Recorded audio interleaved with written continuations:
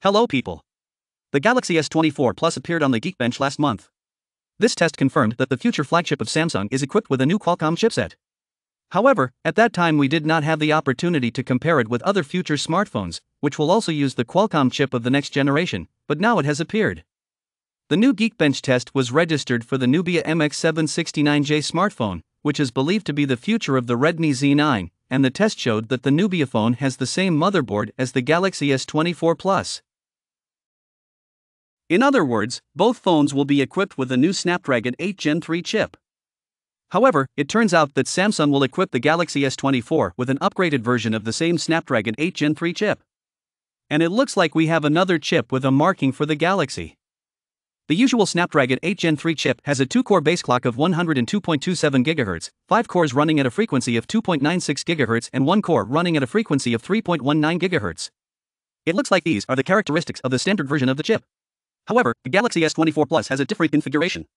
Instead of 2 plus 5 plus 1, the Galaxy S24 chip has 4 processor clusters in the scheme of 2 plus 2 plus 3 plus 1. The Snapdragon 8 Gen 3 for the Galaxy has the same base frequency of 2.27 GHz for the first 2 processor clusters. However, 3 core clusters run at a frequency of 3.15 GHz instead of 2.96 GHz, and 1 high-performance core runs at a frequency of 3.30 GHz instead of 3.19 GHz. All this suggests that Samsung and Qualcomm will continue their partnership, which they started at the beginning of this year, when the Galaxy S23 was announced with an exclusive chip for the Galaxy. Nevertheless, there is a possibility that Qualcomm will eventually release the same powerful version of the chip for use by other manufacturers later in 2024. Leaks about the Galaxy S23 SE are appearing more and more often, which indicates that the phone will be released soon.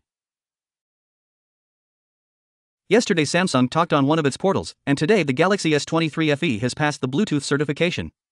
Now there is no doubt that the Bluetooth documents link the name of the Galaxy S23 FE with the number of the SMS711EX model. Moreover, Bluetooth gave the green light to several other variants. 2 variants of the Galaxy S23 FE for the United States, an international model, a Canadian version and a fan edition device will be sold in China, Taiwan and Hong Kong. In theory, all this brings the Galaxy S23 FE closer to its imminent debut on the market. There is no official information on when Samsung can release the next fan edition device. But even in June there were rumors that Samsung intends to release the Galaxy S23 FE on some markets in the third quarter of 2023, and a wider release is planned for the fourth quarter of 2023 and even for the first quarter of 2024. It is reported that the Galaxy S23 FE will be equipped with the Snapdragon 8 Gen 1 processor from the United States and the Exynos 2200 processor on most other markets. Hence, the question arises why it is called S23 FE, not S22 FE. Does anyone know? Tell me in the comments. A few months ago, there were a lot of heated discussions about how Samsung displays the state of the system memory on its phones and tablets. Those who could not figure it out dispersed misinformation that Samsung's software uses more than 60 gigabytes of disk space, but it turned out to be a lie. Nevertheless, now Samsung is changing the way data is displayed on the system storage so that people do not create a problem out of nothing. In One UI 6.0, Samsung more accurately displays the amount of system memory. Instead of grouping the inconsistencies between the declared and the actual amount of memory in the system, One UI 6.0 displays it as other files. So I hope now people will not think that in One UI Samsung occupies up to 60 gigabytes of space on their phones with a memory of 512.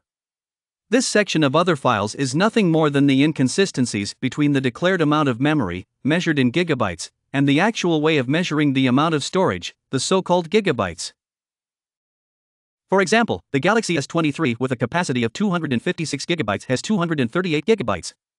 Namely, their operating system is used to calculate the available storage space, as well as the actual storage space. This difference of 18 gigabytes was previously grouped into a system that itself occupies about 16 to 18 gigabytes. As a result of which it turned out to be about 36 gigabytes on a 256 gigabyte version. Now, in One UI 6.0, the touch does not display the system data of about 17.5 gigabytes. For comparison, Pixel 7 Pro, which, according to some people, works on a pure Android, has a system section with a size of about 16 gigabytes. Let's hope that thanks to this change, users of smartphones and tablets will no longer complain that Samsung uses too much space for its operating system. Thank you for watching. Subscribe, like, rate, comments. It was Gary. Good luck to everyone.